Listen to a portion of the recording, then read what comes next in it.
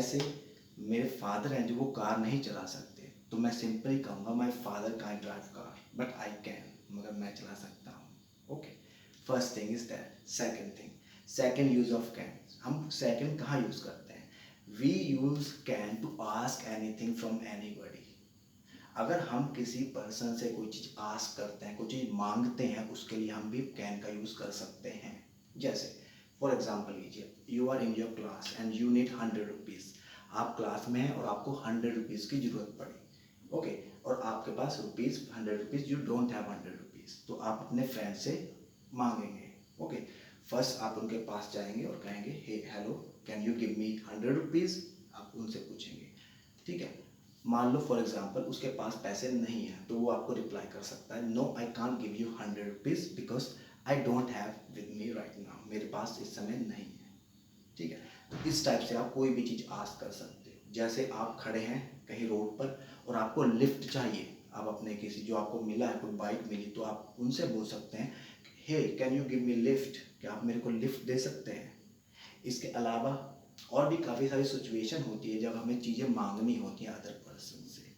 Okay, उस condition में आप कैन का यूज़ कर सकते हैं। मान लो आपको किसी से बाइक मांगनी है, you don't have your bike at your home and you need to go somewhere, आपको कहीं जाना है, तो आप अपने जो नेबर है उससे बाइक मांगेंगे। Okay, you go to your neighbour and you need to ask for bike. How do you ask, आप कैसे पूछोगे? कैन का यूज़ करके। आप कहोगे hello hi can you give me your bike for 2 hour 3 hour, ऐसा करके आप उससे मांग सकते हैं। ओके, सो ये हो गया कैन का यूज़।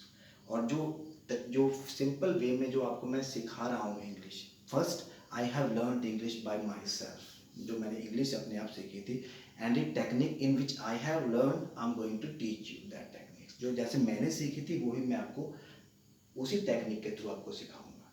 फर्स्ट आपको एक चीज़ का ध्यान रखना है, you don't need to translate Hindi to English anything. आपको कोई चीज़ हिंदी से इंग्लिश नहीं ट्रांसलेट करनी है, because it become very difficult और confusing to first think in Hindi then translate in English.